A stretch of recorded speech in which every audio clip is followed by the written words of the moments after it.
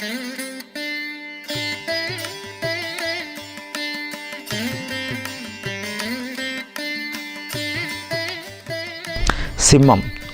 சிம்மராசிநாதன் 8ஆம் வீட்டில் மறைஞ்சிருந்தாலும் அவர் 2ஆம் வீட்டில் இருக்கிற ஒரு குருவோடு சேர்ந்து தொடர்பு கொள்வதும் குருவின் பார்வையில் இருப்பதும் சிவராஜ யோகம் அமைஞ்சிருக்கிறதும் சிம்மராசிக்காரர்களுக்கு எந்த விதமான கெடுபலன்கள் நடக்காமல் இருக்கும் அப்படின்றத தெளிவாக காட்டுது. ராசிநாதனோ ராசியோ எப்போதெல்லாம் குரு பார்வையில் ரொம்ப வலிமையாக அமைகின்ற நிலைமையில் ராசிக்கு நல்ல பலன்கள் நடக்கும் என்பது ஜோதிட விதி. அதன்படி இந்த வாரம் முழுவதே சூரிய பகவான் 8இல் மறைந்தாலும் இவரோட பார்வையில் குருவோட பார்வையில் இருக்கிறது சிம்மராசிக்கு ஒரு புத்துணர்ச்சியும் ஒரு மன சந்தோஷத்தையும் கொடுக்கக்கூடிய ஒரு அமைப்பு. ரொம்ப நாட்களாக நீங்கள் எதிர்பார்த்து ஏமாந்திருந்த சில விஷயங்கள் இந்த வாரம் உங்களுக்கு நடக்கும்.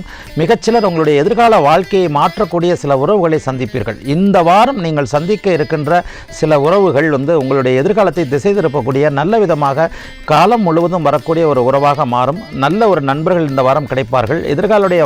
உங்களுடைய எதிர்கால வாழ்க்கை துணைவரை இவர்தான் நம்முடைய வாழ்க்கை துணர் என்பது அறியாமலே சில பேர் நண்பராக சந்திக்கிறதுக்கான வாய்ப்புகள் இந்த வாரம் இருக்கின்றன. இளைஞர்கள் இந்த வாரம் சிம்மராசிக்காரர்கள் சாதிக்கின்ற ஒரு வாரமாக இருக்கும். பெற்றோர்களுக்கு எடுத்துக்கொண்டோம்னா சிம்மராசி பெற்றோர்களில் திருமண விஷயத்திற்காக மகன் மகளை வச்சிருக்கிறவங்க சில பேருக்கு ஒரு கவலைகள் இருந்துக்கிட்டே இருக்கும்.